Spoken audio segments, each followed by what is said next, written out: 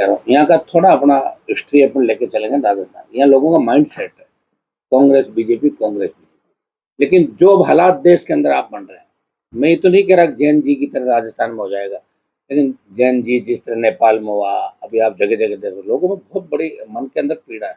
10 minute अगर किसी को बैठते तो बात लास्ट में कहता रहा, बात तो सही कह रहे हो, बदलाव आवश्यक है। हर आदमी महिला अपराध के अंदर हम 1 नंबर पर चले गए देश के अंदर। राजस्थान की हालत को पेपर लीक, हम दिल्ली में लोग कहते हैं आपको डिग्री हो तो दिलवा दो, हमारे तो मिलनी बंद हो गई। इससे आप अंदाज लगा सकते हो कि राजस्थान किस दिशा के अंदर। हमारा शांत राजस्थान जहाँ लोग बाहर से पढ़ने के लिए आते थे, मैं तो चाहता हूँ 7 हनुमान नहीं 41 हनुमान बनाओ हर जिले के अंदर, 141 बनाओ। लेकिन वो बने जब ना, मैं प्रयास तो कर सकता हूँ। वन मैन आर्मी आप देख रहे हो, खुद ही चल रहा हूँ, खुद ही भाग रहा हूँ, खुद ही लगा हुआ हूँ, और सरकार से इसलिए लड़ पा रहा हूँ कि अभी तक कोई मेरी कमजोरी सरकार के पास नहीं, कोई जो कहता हूँ वही करता हूँ। बिजली का बिल बकाया था, उसमें कनेक्शन काट दिया, 2 लाख रुपए भी लिए, कनेक्शन काट दिया। उसके लिए भी मैं लड़ता रहता हूँ, मेरी आदत है, आखिरी दम तक लड़ता हूँ। हाईकोर्ट की सिंगल बेंच ने कहा पैसे जमा करो, मैंने कहा किस बात के पैसे?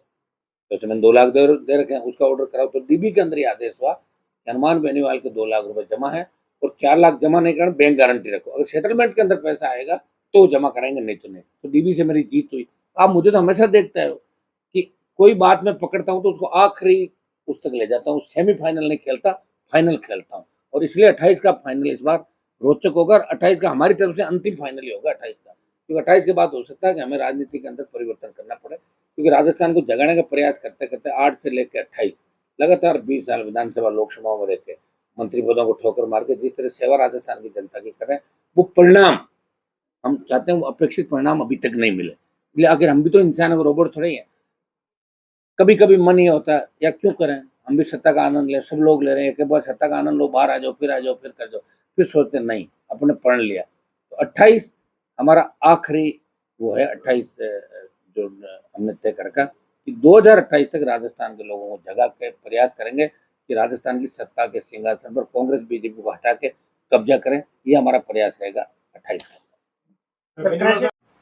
कि मैंने एक बयान दिया था ना भाई, डॉक्टर साहब उन जिलों का नेता है, वो 4-5 जिले, उसको उनको लगा गंगाना हनुमान राजस्थान तो बहुत बड़ा, वो सही बात है।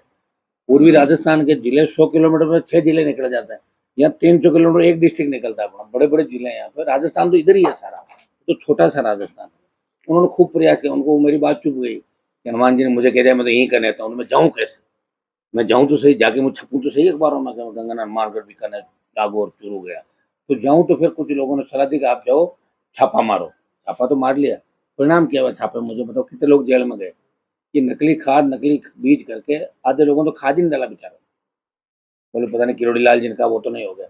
अब क्या हो रहा है, मैं डॉक्टर साहब से मेरा सवाल है कि नकली खाद नकली बीज की जो बात आपने कही राजस्थान में दौरे किए, ये आपके मन के अंदर रह गई थी कि भाई मैं सिर्फ मीणाओं का ही नेता बन पाया राजस्थान के अंदर, दूसरे समाजों का नेता, इसलिए दौरे किए आपने। लेकिन दौरे करने के बाद परिणाम क्या निकला? आपने क्या नौकी तेरा करी और कौन सा तीर मार लिया, कितने लोगों को गिरफ्तार किया, जेल में डाला? ये राजस्थान की जनता सवाल करी, क्योंकि मैं गंगानगर में हूँ, तो मैं यहाँ के भी उनको देख रहा था, गंगना हनुमानगढ़ में दौरे कर रहे हैं, फोटो छप रही, मुगों के भी जा रहे हैं, प्रेस को भी ले जा रहे हैं। हुआ क्या? डाक के 3 पात, परिणाम 0। ये सिर्फ पॉलिटिकल बयानबाजियां और राजनीति चमकाने के लिए मेरे हिसाब से समय खराब किया उन्होंने। नहीं तो कोई नकली खाद रोक सकते हैं, न नकली बीज रोक सकते हैं। कार्रवाई नहीं होने का कारण क्या है? वो तो उनको पूछो ना आप, सुनिए मेरी बात। देखिए मेरा तो ये है कि अब उनका मकसद क्या होगा? क्या सिर्फ डराना होगा मकसद? हो सकता है उन्होंने डराने का मकसद होगा, भाई लोगों को डरा दो, डराने के बाद आप समझते हो क्या होता है? डर के बाद तो नींद आती है दवाई लेके। मकसद उनका तो डॉक्टर साहब भी बता सकते हैं। भाई मैंने मेरे कहने से तो उन्होंने छापे चालू नहीं किए। हाँ मैंने ये कहा था कि कुछ जिलों के नेता उससे नाराज हो गए थे, तो उनका हनुमान के उधर उन सब इलाकों में, मेरा कोई ऐसा नहीं था इलाका, तो मैं राजस्थान के अंदर सब जगह जाता हूँ। मेरे साथ उन्होंने खूब लंबी लड़ाइयाँ लड़ी। मुझे दुख इस बात का कि किस तरह वो लोगों को बरगला रहे थे, छापे मार रहा हूँ, ये पकड़ रहा हूँ, ये कर रहा हूँ। अरे हुआ क्या, कितने लोगों को जेल में डाल दिया।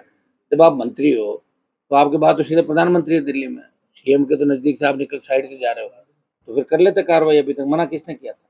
कम से कम 10-20-50 लोगों के परमानेंट आप उनकी फैक्ट्रियाँ सीज करते, संपत्ति अटैच करवा देते, जुलूस निकलवाते, तब लगता कि फर्जी खाद बीज कौन बेच रहा, कौन माफिया। ये बात तो उजागर होनी चाहिए, बात उजागर ही नहीं हुई।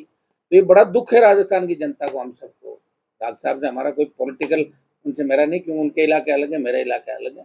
लेकिन जो इन्होंने भ्रामक प्रचार किया, लंबा समय खराब किया, उसका परिणाम जीरो निकला। डाक के 3 पार, वही भजन लाल जी वाली पर्ची सरकारी हो गई उधर भी।